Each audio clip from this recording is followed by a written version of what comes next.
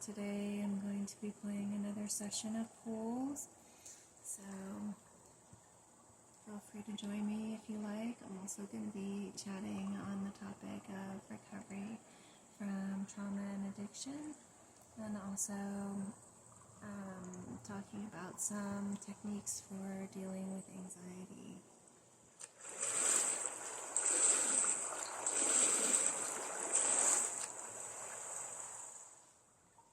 So I personally am somebody who has suffered from a tremendous amount of anxiety my entire life.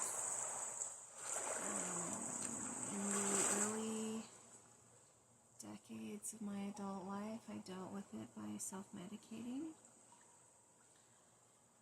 The problem with self-medicating is that it's treating the symptom as opposed to the root cause. And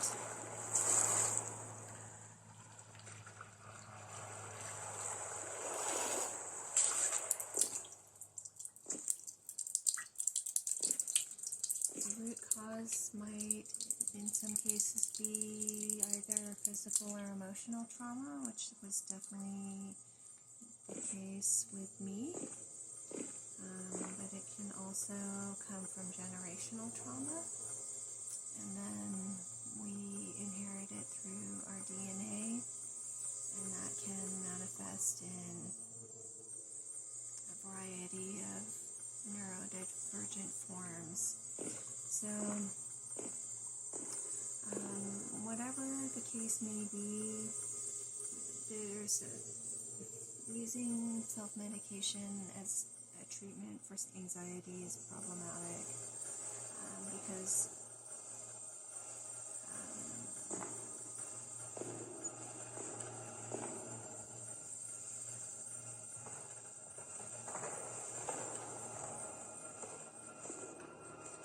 there's side effects that come from self-medicating, and the side effects themselves create a wound, kind of like a perpetual hangover state that we then have to heal from that, and that can be a source of anxiety as well.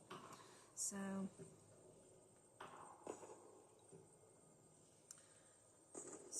some non-pharmaceutical options for treating anxiety might be Reiki, ASMR, sound therapy. If you're not familiar with any of those, you can go to YouTube and do a search. Try searching for Reiki by itself, or you can search for it in combination with the other two: Reiki sound therapy, Reiki ASMR sound therapy, and so on. So that is, I found, a tremendously powerful resource because it's free and it's openly available to everyone, and it's extremely effective for relieving anxiety. And then another option is meditation. So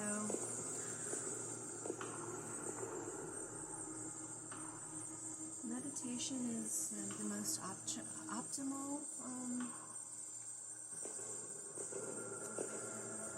remedy for anxiety, but it can also be the most unpleasant because it involves feeling the anxiety, just letting ourselves feel it, and that can be really difficult, especially if we're just getting started. But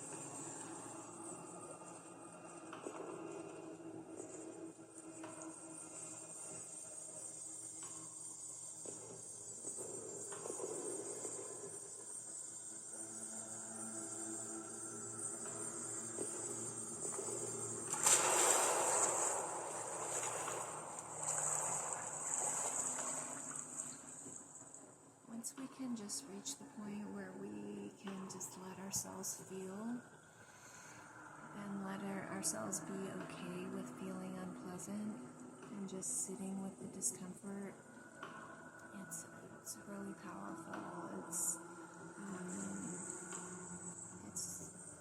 one of the most healing things we can possibly do. Is just let ourselves feel the unpleasantness. And if we feel overwhelmed by it, sometimes it'll help if we just reassure ourselves that it's okay to cry. It's okay to cry. It's okay. It feels terrible and it's okay to cry. Crying also releases hormones that can help to calm us. So the more that we can do by way of just letting ourselves sit with the discomfort, the more healing it is.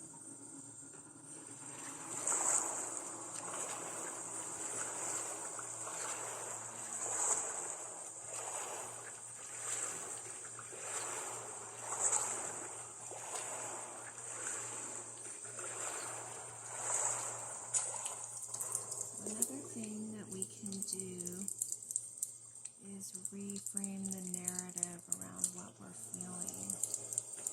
So, reframing the narrative can have a lot of different possible meanings.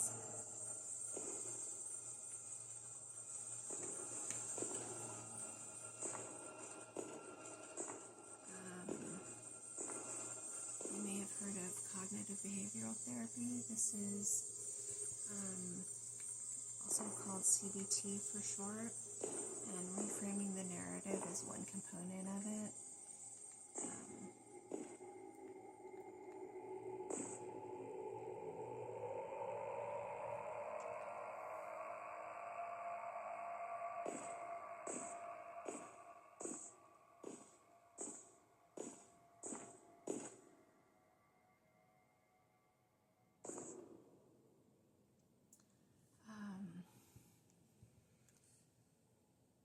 So we're not going to go into all the other components of CBT, but reframing the narrative has to do with the stories that we tell ourselves.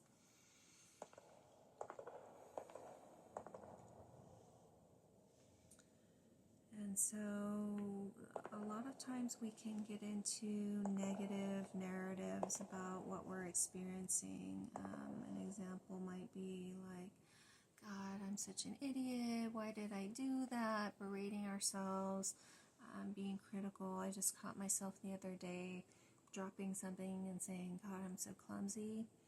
That's an example of a narrative that could be reframed to be more constructive. So one thing that we can do is just be mindful of it, for starters, and just be aware of when we're doing it. And in this particular situation, I became aware of it, and then you start thinking about, like, what are some other narratives that might work instead. For example, I'm recovering from trauma, so it makes sense that my body would be having some adjustment periods, and I'm really proud of myself for all these steps that I'm taking to take care of myself. My body's healing. It's really amazing that my body is healing. I'm making good progress. So these are just all examples. This goes along the lines of mantras and affirmations. So just changing the narrative around what we experience that seems negative to us. So another example would be,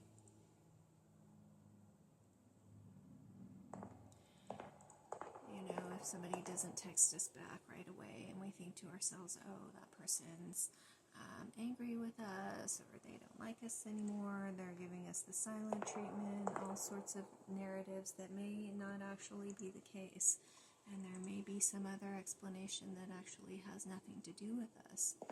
And so when we become mindful of these narratives, then we can change the narrative and start exploring other possibilities. And so I'm going to wrap it up here. Thank you for joining us, and I will catch you next time.